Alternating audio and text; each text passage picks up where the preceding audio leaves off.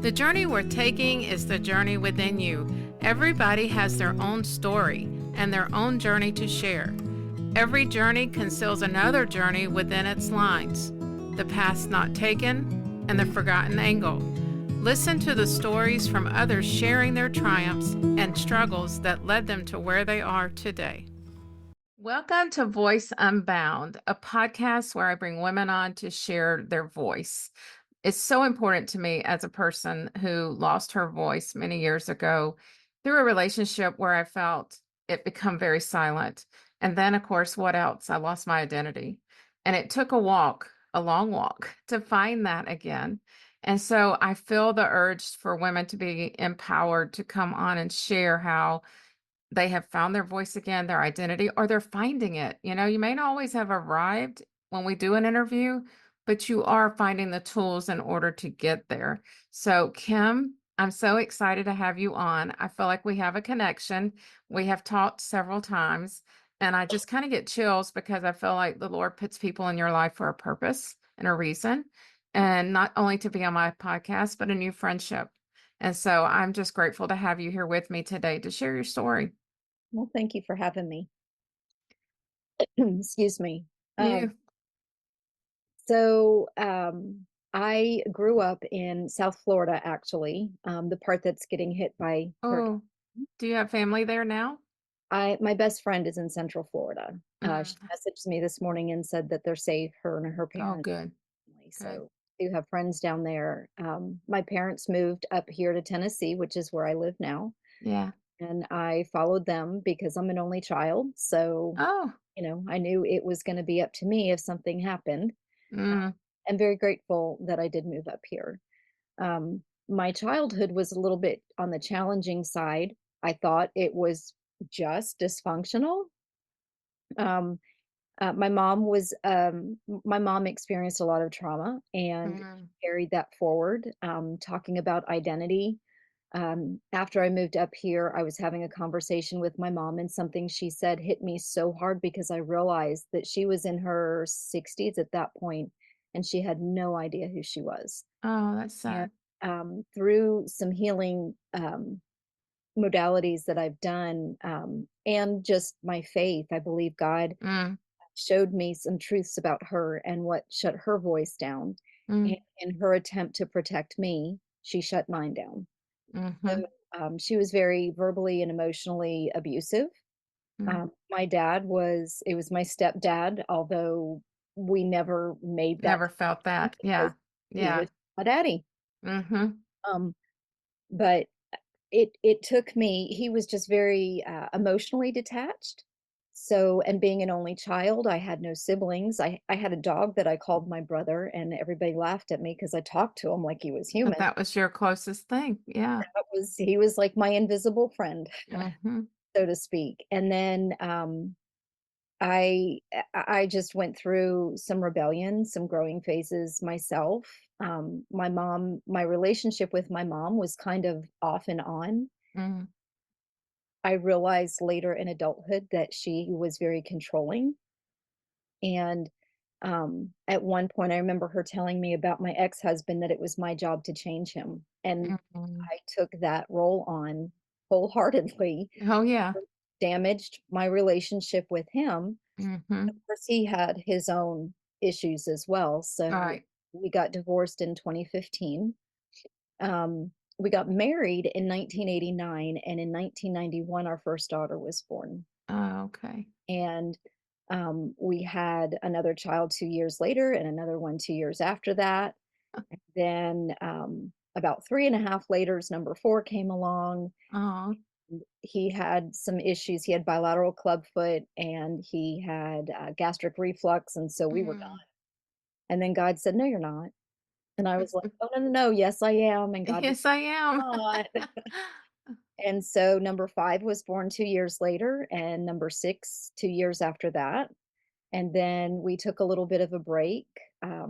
Well, things kind of broke down in our marriage a little bit. We put it back together. And then, um, fast forwarding a lot of years to 2007, our seventh child was born, Oh, which was wow. our second daughter. So I had a girl, then five boys, and then another Oh, girl. wow. And then we were done. We had our bookend girls, we had Mm-hmm. 7 kids, that was our plan, and then I got pregnant unexpectedly Yeah. and miscarried that baby, but that Mm, also kind of got us both in that place where, okay, maybe we do want another one. And so I had a second miscarriage after that, and then a very late miscarriage, mm. about 6 months after that. And at that point, I was like, "Okay, I this is can't do this done." anymore. Yeah. And then I got pregnant with my 8th child. Oh my And goodness. When you me surrender. Yeah. right? And Yeah. it took me, I remember being, like, 18 weeks pregnant and calling my best friend and going, "I think I'm okay with accepting that I'm pregnant now." So, Yeah. more almost halfway through, and he is, I couldn't imagine life without him. I'm so He's a grateful. boy. Yeah, you had your boy Is again. is all boy, for sure. Ah. And so we had this huge family, and, we were going along pretty good, and then we found out that my oldest daughter, had gotten into drugs. She had hid Mm, it from us for about a year and a half, and she had already moved out when she informed us that she was addicted, and she was happy being addicted. yeah. And she said, "I know it's not gonna last. I know someday I'm gonna help other girls in my place that are like me, but Mm, right now I don't wanna change." And so that was 12 years of struggling with addiction with her. Um, in the meanwhile, my mother and I continued to have trouble. She didn't agree with the way that I parented.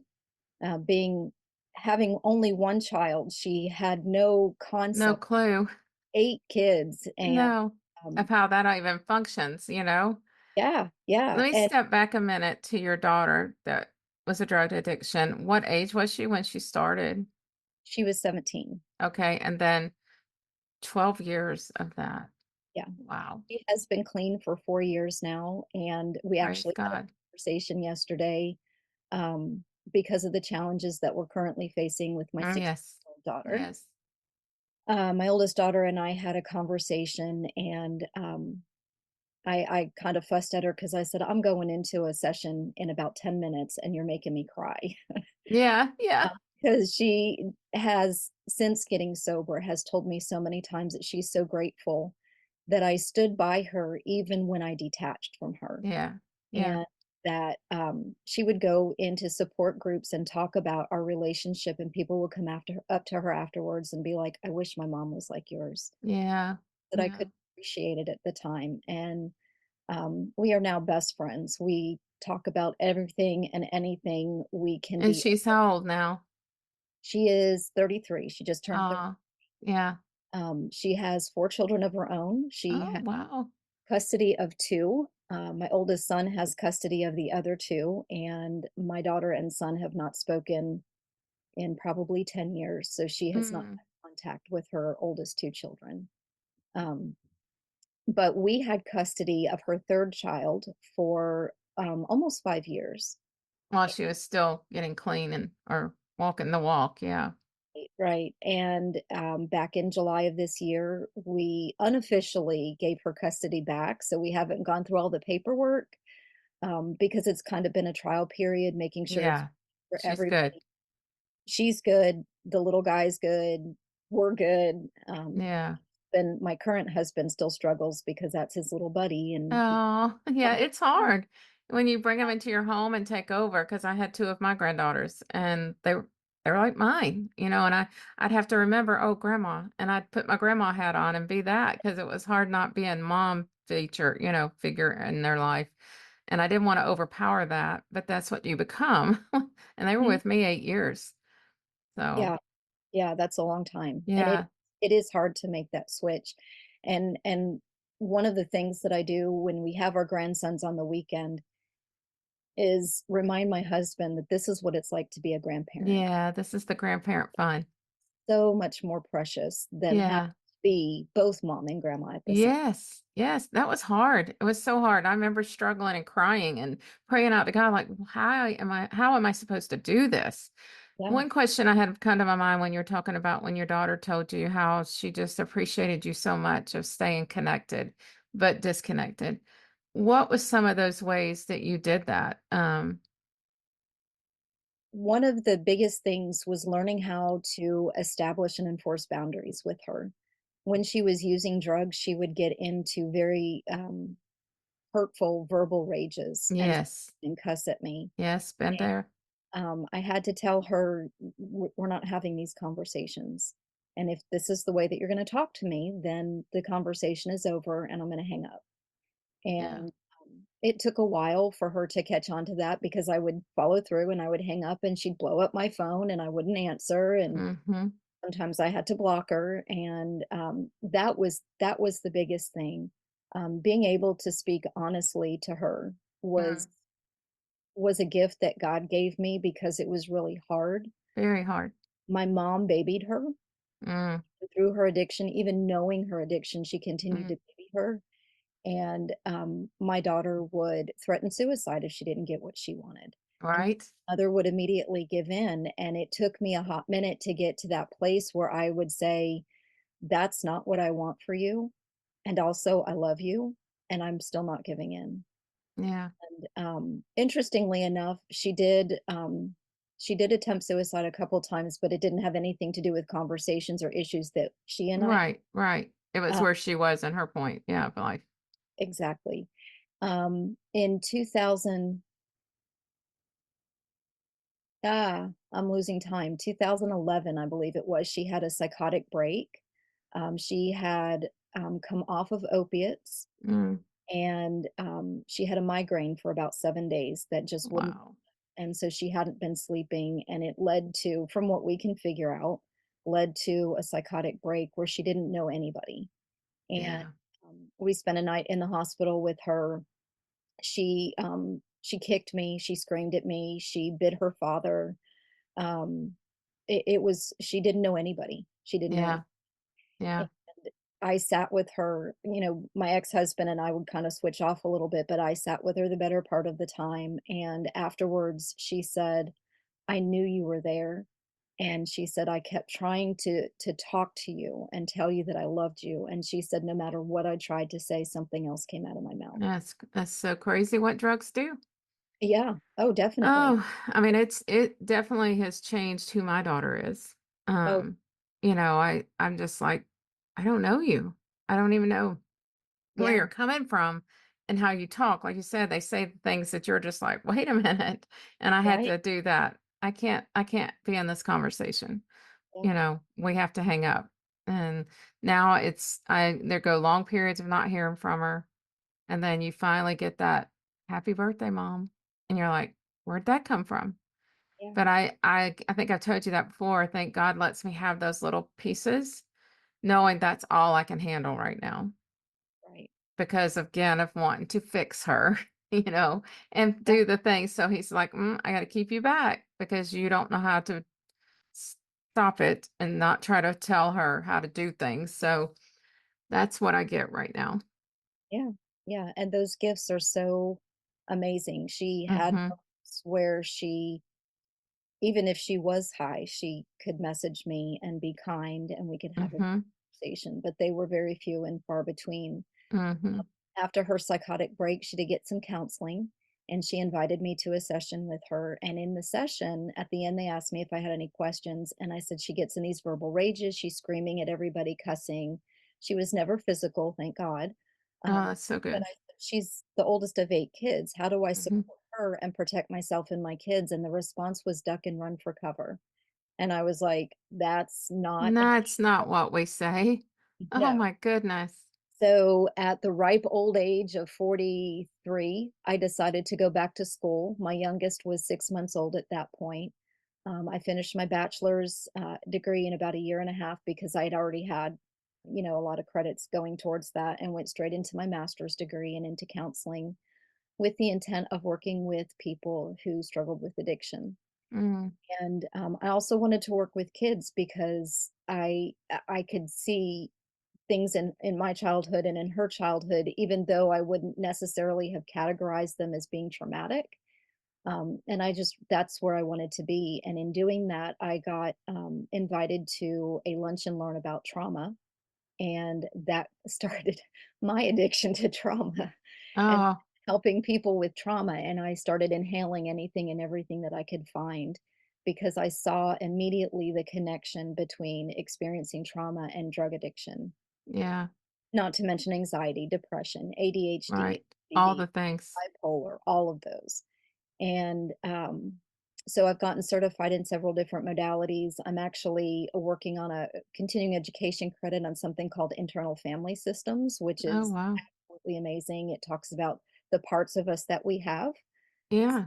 Like in my daughter's case, I remember times where she would say, "There's a part of me who doesn't want to quit, and there's a part of me who is tired of Yeah. the lifestyle." Yeah.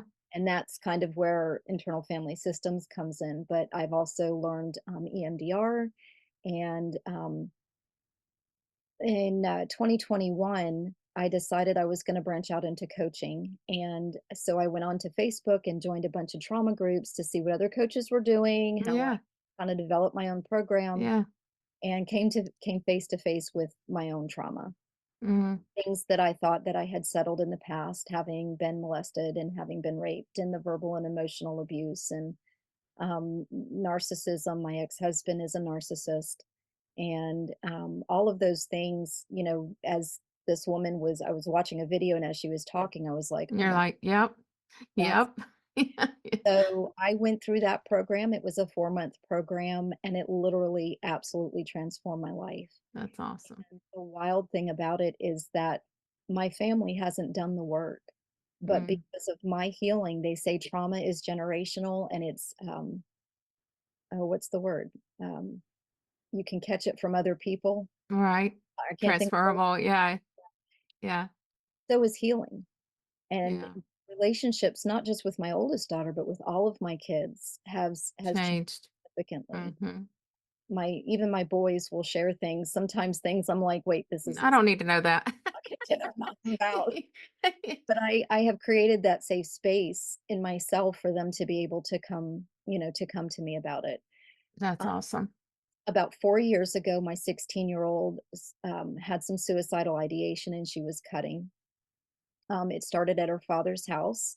He told her to get over it, just stop it. You don't need to do that, and said nothing to me about it. And Mm. my daughter came home from summer vacation that year, and she talked to my daughter-in-law and told her what was going on. And my daughter-in-law and Told you. to me and told me. So we started therapy with her, and things, they were going. Yeah. For the most part, they were That's good. such a hard age. I don't know what it is about 16, 13. These years I felt were really difficult in my growing up with the children and mothering. 16 was when things hit the fan with my oldest granddaughter. Same thing, the cutting. And I'm like, why are you? She wasn't doing enough, but she was doing enough to make it known that she was. And then it seemed like to be a pattern of all her little clique there. And I'm like, what is this? Why are y'all feeling the need to do this? Or what is causing it? And then before you knew it, we had a suicidal plan. Yeah. And so we had to step in quickly, and she was sent away for a week, which they do the evaluation, all that, the 5 days, and learn her triggers and all the things. But I didn't feel like that was the answer. I was freaking out sending her, like, wait, where'd this come from? Because we did talk all the time. Yeah. And I was riding her pretty hard, probably because I saw the things that were happening. But then to go away for a week and come back, she came back really numb. She Mhm. came back almost to the point like just a robot moving around, and I'm like, wait." I Yeah. know that was a shock to your body, experiencing that for a week. It had to be, to your Sure. mind, your soul, all of it. Um, I prayed hard about her getting grounded in God. Kids are hard, they learning, they feel it, but then they don't. Yeah. And we worked through that, and I could see shift, coming. And Prozac, I wasn't crazy about her being on a medication, and she really wasn't crazy about being on it because that she felt like was what's keeping her so, like, not being able to be herself. And we had another product in our company, and I said, "Why don't we try this? We'll wean you off that. You try this and see if it'll keep you in momentum and feeling okay. If you feel the slightest of no, then we'll reevaluate." And it did. We were able to get her off the Prozac, and she was on the Vital Biome and helping her sustain and be the kid she wanted to be, band and all the things. And it took a lot for her to find who she was again and feel happy and Yeah, then release all the pain of what she went through and not feel, what is it, guilty or ashamed or all those things. all of them. And yeah, and they do feel that because there is something in them that's they don't understand why it's happening, you Yeah, know? And they've had it bubbling up and bubbling up to where they just like, okay, I can't do it no more. yeah, But that was such a traumatic time in our lives to go through and walk that with her, not expecting it either. Because a lot of parents walk along and like, where'd that come from? My kid yeah, was happy. yeah, Yeah. Yeah. So I'm yeah. sure there's a lot there that you worked through with them on that. Well, we did for a while. That was about 4 years ago, and then most recently in June of this year, she attempted suicide, and landed in the hospital, Mm, and there was like, looking back now, I can see signs that I just didn't see, yeah. they had kind of blended into what normal life was like, Right.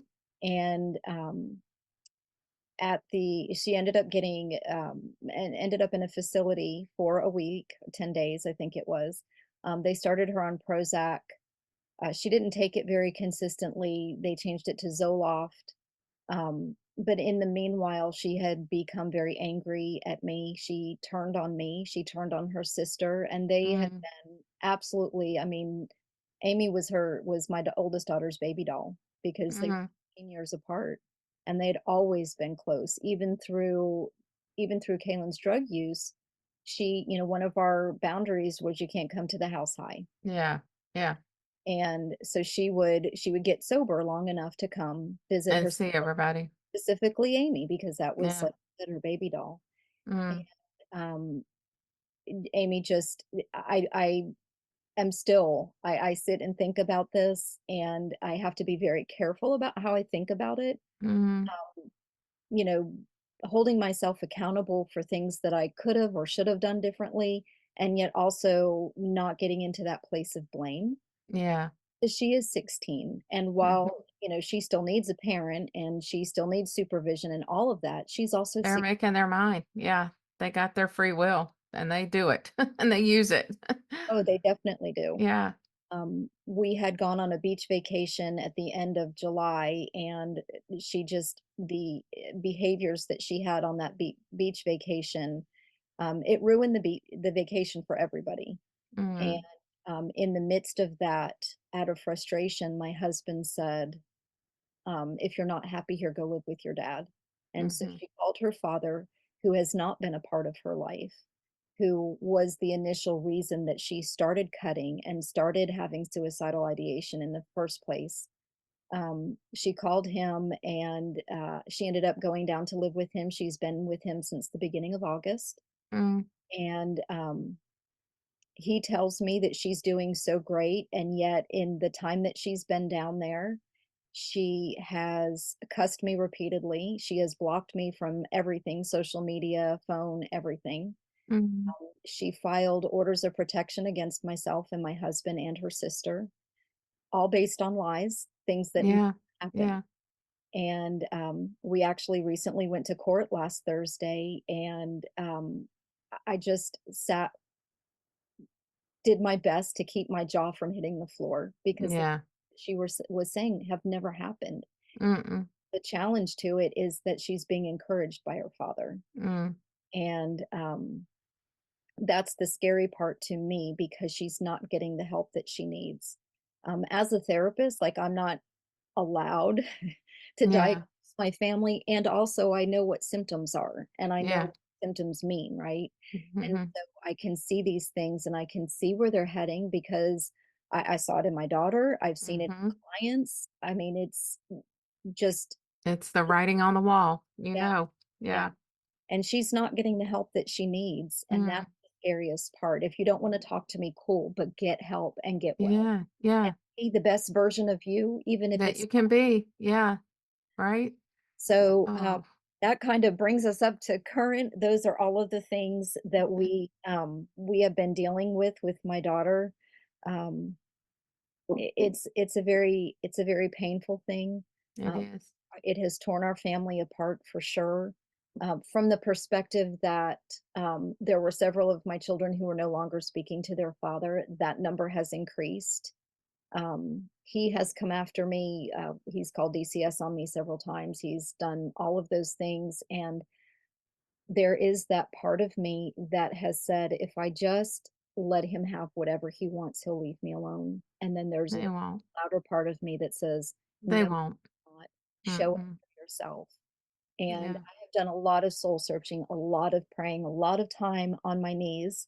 Um, and God has encouraged me in every step and said, Mhm.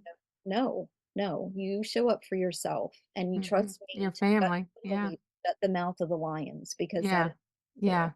Yeah. And in court, he basically, I mean, he did because the judge denied both orders of protection, and he was able to pull some of the truth out of my daughter to kind of, without saying you're lying, kind of, Mm. calling her Like, out. know where this is going. Yeah. Right. And so, there is that piece of it that feels better. I have chosen, like I said, my daughter blocked me from everything, but I have chosen to let that be. And so we live in Northeast Tennessee that just got hit by Hurricane Helene. And Mm. um, like I said, she'd filed these orders of protection that I wasn't to contact her. And she contacted me the day after Helene hit here to check Really? me and to see how I was doing and to see if I needed anything.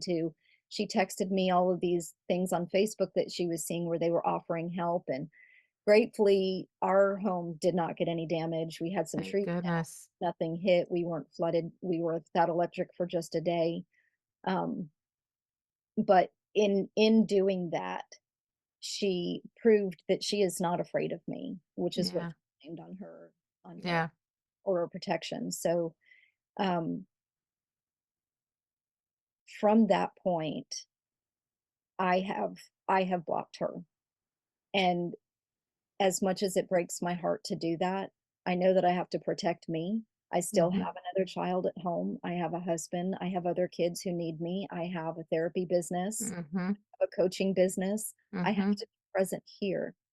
And if Mhm. I am keeping my stress level through the roof, Right? function. You can't function, I no. can't be here for my And client. because she said something so caring, and I know that had to hit in here because that was like, "Oh, there's my daughter. Yes. There Yes. she is." Yes. But then the next day it could be cussing you out. So you knew you've got to be like, "Okay, I Yeah. appreciate that moment, but Yeah. Well, yeah." that was Saturday that she did all of that, and then Thursday in court, she just the things that she said, I mean, I literally, like I said, Oh, okay. So that word was for after word. court, was Yeah. after all the niceness. Yeah. Yeah. And that was brought up in court as well, just to kind of show that there is something else going on. And Mhm. while her perception, and she has said this, her perception is that I'm just trying to get back at her. I'm not trying to get back at her. I Mm-mm. want her to get the help that she needs. Yeah, I kept saying that for my daughter, and it was, "You don't love me, you don't care about me, you don't want this for me, and you blame me." And I'm like, "No, just please go get help. Yeah. Go Yeah. get help. Here are places you can go." I'd always show her, "Here's things you can do. You Yeah. know, your kids need you." In my situation, because she had 4 kids. Yeah. And I'm like, "I have 2 of them. Your other grandparent has the other 2. I want you to be the mom you can be, you Yeah. know, fully there and not up on some drug, and it's not simple drugs that they're using. Yeah. It's scary. It's a wonder she's alive. I don't know. I just keep saying, okay, God, you keep sustaining her and keeping her. Is she going to get to see sober life? Is she going to get to walk that path before it's too late? Because Yeah. she's in her 40s. She just turned in her 40s. So I'm like, it's Yeah. scary. But I had to do the same thing. I had to disconnect. I Mhm. had to. I was staying sick by Exactly. staying so involved.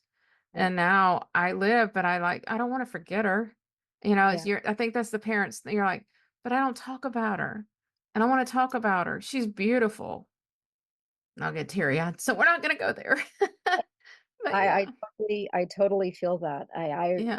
yeah, My little girl is in there somewhere. I know that yeah, yeah. and when my oldest daughter told us that she was using drugs that night, I cried myself to sleep. Hmm. And as I was closing my eyes, kind of drifting off to sleep, it was like God showed me this reel of points in my life where I should have been in trouble or dead. I mean, just stupid things that I did. Yeah. I Yeah. would do that. And I laid there for a few minutes confused, and then I was finally like, "What are you doing? What are you doing, God?" And he said, "I just wanted you to know that there were times in your life that it could have gone way worse than it did. Yeah. Always somebody that was praying for you, and that's Mhm. what carried you through." And he said that person didn't even know what they were doing. They were just crying out of heartbreak. He said, Yeah. "How much more do you know? I've Yeah. got her. Trust me." I've Mhm. told my daughter, she's like, she has said to me more than once, I don't know how I'm still alive. And I smile and I go, I do. Yeah. Because God told me that night that you told me that you were even Mhm. told me that he had you. And Yeah. every time I didn't hear from you, and every time something happened, and every time that you called me crying, every single time I had to go back. God said he's got you. Yeah. I'm saying, Yeah. And that's what we have to trust and believe in our faith, and I do. I know he has them. I mean, you still wonder though, because of the drugs and how dangerous they are, how, that one time is all it takes. I mean, yeah, they've OD'd, on it and been brought back. So it's her and her husband both. So yeah, it's, one feeding off each other and a brother, I think, in the house, so it's just like oh yeah, nobody's making the decision because they don't want to. Like you said, she didn't want to. yeah, And so there's many parents out there walking that walk. I talked to another lady the other day, same thing. She's got the grandkids because of her son. He chooses drugs instead or alcohol, you know. yeah. That's a drug. It is very scary. I was working at a boys group home, and this was when my daughter got sober. Um, I was working at a boys group home, and the boys were out of the home for the day, and I was just working on paperwork and stuff. And my ex-husband called me, and he said that Kaylin had just called and asked for money for an Uber to get out of the house because she was living with her boyfriend. They were using drugs together. He was drinking. And so I called her, and she said, "I called daddy intentionally because I didn't want you to know." Uh, okay, yeah, I get. Yeah.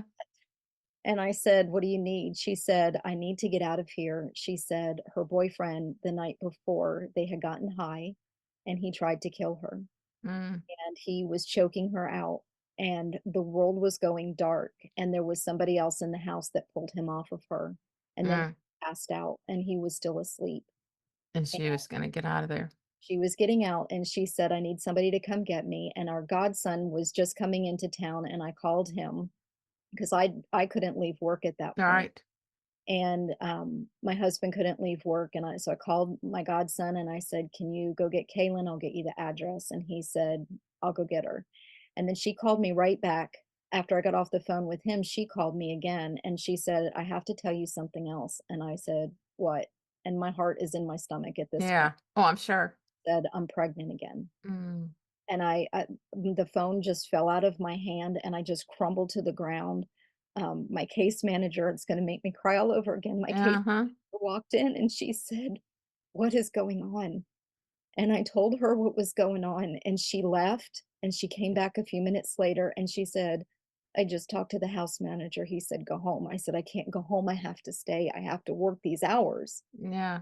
And she said, "He said you've already worked them. Go." Oh. So I called my godson and I said, "Come get me here. We'll go get Kaylin." And I feel like I was on the Dukes of Hazzard riding with him. Yeah, yeah, I bet. He was just Flying to her. he was Yeah. flying with everything he had. And as he pulled into the driveway of the house, the car wasn't even stopped and I was jumping out. He was grabbing at my clothes. He's like, "You don't know where he is. Get back in here." I said, Mhm. "Oh, Mama Bear is out. He comes out here. I'm taking her." Yeah, he's in trouble, yeah. So Kaylin got in the car and we got her, got back to our house and she she has had a couple moments and she has been honest with me. She's called me and she said, "Mom, I screwed up." And she said, "But I'm not going back. I can't go back." And so even with everything that's happened with her father and her sister with all of the court stuff because she Yeah. has court for the order of protection against her, um Helene, everything that's happened here with Helene, all of these stresses and all of these pressures, and I'm always her first phone call. This is Yeah. hard. I want to use and I don't want to. Yeah. I'm feeling that craving. She was working and somebody came into the store she was working in that was an old drug user with her. And she said it was like I was high again. In that moment, I was high again. Mm. And, I just, again, I was her first phone call. And it's Mhm. not, in the beginning, the phone calls were talk me out of this. Yeah. Why I don't want to do this. And now they're just, I had this craving. I'm so glad I'm not doing that anymore. Yeah. Yeah. And so I'm very, very grateful for where she is. Her fears for her sister are very much related to her own drug use because she sees the road. She was Yeah. She does now. she Yeah. knows what's coming next. Yeah. And the fact that her father will not listen to anybody, Mhm. that's the scariest part of that. So, It is very hard, and there has to be awakening, and that's again where we pray to God, and we know He's protecting, yes, but absolutely. to open our eyes and our heart, and if it's not through one of y'all, through somebody that will cross her path, And to that help is her. that's literally my prayer, and just Mhm. literally every day praying the blood of Jesus over her and a hedge of Mhm. protection around her and just keeping her safe and Mhm. just sitting in that space and the peace and in Yes. reality of the fear and the peace at the same Yeah. time, Yeah. be able to love that part of myself that is afraid for her Yeah. and also to feel that peace. It's Yeah. just, there's nothing like it. Nope, there isn't, and I can agree with that so much, but oh, it gets deep. Those things are I mean, I'm so thankful you felt the urge to help other parents through these things and not just addiction, but intense moments with teenagers and children, and you're able to help parents see that not have the guilt when they have to stand strong, Yeah. because we carry so much, but we're their mother. We need to do this and we need to do this and we need that. You're just enabling them. You're just Yeah. keeping them right where they are because they know they can get it from you. And Yes. I had to stop that too because I did all the things. I did Yeah. it. We So, went to Al-Anon right after we found out about her drug use, and there were 3 things they said: "You didn't cause it, and you can't cure it. If you baby them, you bury them." And my all-time favorite is give them the dignity to fail. yeah. If I'm enabling, if and even with my 16-year-old, if I'm enabling her, she's never gonna see that there is a need for her to do Mm-mm. different, for To her to do different or change the pattern. Yeah, course of her actions. Yeah. And that's what you hope they grasp onto and not carry on this generational yeah, stuff, baggage.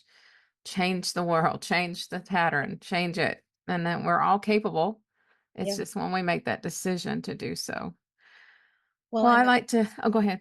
I was just gonna say there's a couple of really cool things with my daughter. I had mentioned earlier that she told me when she first started using, "I don't wanna stop using yet, but someday I will, and we'll work together to help other girls like me." Um, with Hurricane Helene happening and all of the destruction and everything, there is such a need for mental health in this area. Mm, And, I have a friend, a local friend, and we are working on starting a support group, and I oh, invited my daughter to work it with me, and she's, yeah. "I don't think I can do anything. I don't have any education. I don't have any of You that don't stuff." have to. You have life stories. I said, "You have a perspective that I don't have and I could never have." I said, "How many of these people that have lost everything have used drugs? Mm-hmm. Can look at you and you can sit in that space with them that I can't sit." Mm-hmm. And then another friend of mine is a professor at a local university, and she reached out to therapist friends that she had to come speak to her class about drug Mm-hmm. use. Mm-hmm. So we got into the conversation. I said, "Well, it wasn't me, but I'm on that other side of it." And so my daughter and I will be speaking Oh, to class as well. So it's come. that's gonna be so good. Yeah, it's coming full circle. Yes, that's a blessing. I'm so thankful for you for that. That is so good. Oh, I do these every day. Well, I had gotten a pack from a friend and it's about who you say I am. Uh-huh. And so I just start the morning with it with in my morning stack, I call it over here when I'd start my morning. But it says, I am seen. And I think that's something with kids. They need to be seen for who they are, not for who they are in that moment. if that Yes. makes sense. Yes. Because God sees us. He sees us in all our ways. And there to bring them out of what we're going through or dealing with or any incident in our life, but the most important thing is that you are seen. Yes. And I think that is definitely one of the most important things. They wanna be seen and they wanna feel like they have some sense of power over themselves. Mhm. And one of the areas that I know that I messed up with Amy, and I have tried so hard to before things just totally fell apart to work towards that, and it was something that God really laid on my heart, is the concept of validation, Mm, especially when it's your child and they are accusing you of something and you know that you didn't do it and you wanna say, "That's not what happened. yeah, It's not yeah, what I yeah. that's what I meant." In that moment, validation looks like, "I hear what you're saying to me, Mhm. and it's okay. I'm not agreeing with it. I'm not saying it's continue Right? on Yeah. this. It's right, right." But that validation is what helps our kids and other people to be seen. Yeah, yeah. I mean, we escalate a lot of the conversations if we go back when with how we're really feeling inside, what we really want to say. But it takes practice and it takes mistakes to Yeah, work through that and learn how to use the right language and helping them feel safe in what they're saying. You matter in what you say, yeah. but we don't have to agree in what you're saying. Yeah, I messed up on that a lot. I Well, did. I heard something on a podcast in the middle of COVID that said, when you're thinking about attachment with your child and having secure attachment, you only have to have it right 30% of the time. Right. 30%. Right. 30 per Yeah. I can do 30%. Yeah, we can do That may be all 30%. I can do, but I can do I don't 30%. know, lady. Now with 8 kids, that's a lot of 30%. True story, That true story. adds up really quick. Yeah, it does. Oh, well, I really appreciate having you on today. Absolutely. Look forward for my listeners to hear your story, and we'll put all your stuff in the show notes so that they can connect with you. I'm sure there are parents out there that have maybe more questions. They can come to you with that. That'd be awesome. But Yes, thank you for being on. thank you for having me. Thank you for joining my podcast today. We all have a story to share. Each story has purpose and makes an impact to you, the listener, creating a journey with passion and purpose. The journey we're taking is the journey within you. Please share with others and subscribe below.